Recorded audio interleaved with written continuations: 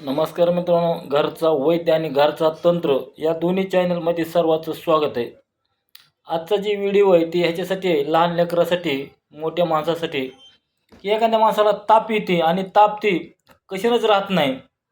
तर पहिला उपाय काय करायचा आहे, अन्न खाणारे लेकरू असेल तर सफरचंद घ्यायचा आहे, डाळिंबाचे दाणे घ्यायचे आणि मोसंबी घ्यायची.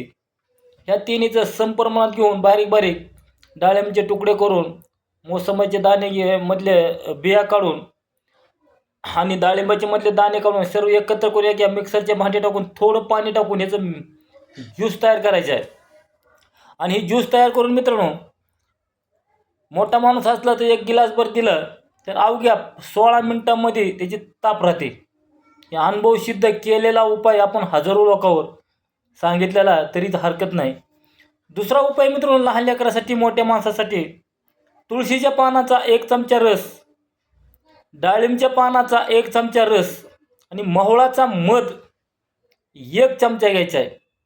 ही सर्व एकत्र करून एका गिलासामध्ये, पेल्यामध्ये ही दमानं प्यायचं आहे, फक्त पोटातून घ्यायचं आहे. तर ह्यानं बी ताप तुमची अवघे काही मिनिटातच राहते.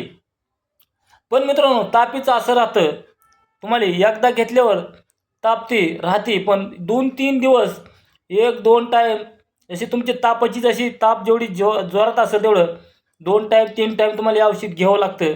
आणि 2-3 दिवस, 5 दिवस, 4 दिवस औषध घेतलं, जसं माणसाला आजार आहे त्या पद्धतीत, तर माणसाची ताप ही निघून जाते. आणि त्या तापीमुळं समजा एखादा कुठला आजार असेल होणारा, टायफॉइड असेल, कावीळ असेल, अगर कुठलाही आजार होऊ शकतो, तर ती आजार व्हायचा वाचतो.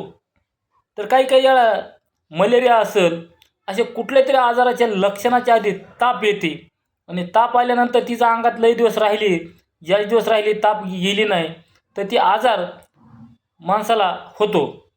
म्हणून तापच जर नाही आली तर आजार येत नाही मित्रांनो. दुसरं अजून एक औषध आहे सहजासहजी वापरायसारखं खेडेपाड्याच्या लोकांनी.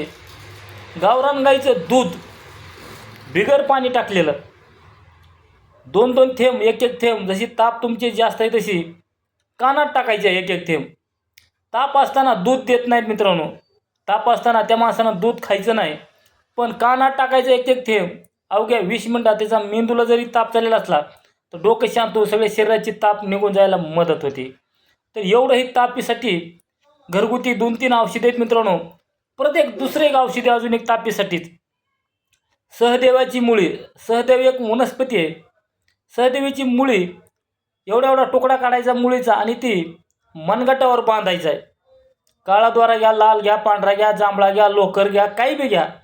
सहदेवीची मुळी जर तुम्ही मनगटावर बांधा, नाहीतर डोक्याला बांधायची, अशी का जर मुळी बांधली तर अवघ्या काही वेळातच ताप बंद होते. पण मित्रांनो, ताप आले म्हणून दुर्लक्ष करू नका. दुर्लक्ष झाल्यावर एखाद्या कुठल्या तरी आजाराला आमंत्रण असतं. ती ताप म्हणजे इशारा असतो. म्हणून ताप झाल्यानंतर त्याला अन्न पाणी कडू लागतं, गोड लागत नाही, असे बरेच प्रकार आहेत. म्हणून ही व्हिडिओ प्रत्येकापर्यंत पोहोचायची आहे. ही 4 औषधं कारगर आणि केलेले आहेत. तर मित्रांनो, जेवढा होईल तेवढा व्हिडिओ शेअर करा, लाईक करा. आणि तापीचा काही जर अजून कोणाला अडचण असेल, राहत नसेल, तर माझ्या संग कॉन्टॅक्ट करा. माझा नंबर आहे 9763 68 93 68, पाडेमामा हडपसर. तर चला मित्रांनो, आपण आता घरचा वैद्य, नवीन आपण जुना चॅनल आहे, वर्ष झाला बंद केला, आणि घरचा तंत्र, ही दोन्ही चॅनल चालू आहेत. प्रत्येक चॅनलवर जाऊन तुम्हाला औषधी असेल, तांत्रिक माहिती असेल, प्रत्येकानं माहिती घ्यायची. ही व्हिडिओ कसं काय वाटला तापेसाठी ते कमेंटमध्ये कळवायचं आहे. चला मित्रांनो, जय धन्वंतरी भगवान, जय महाराष्ट्र.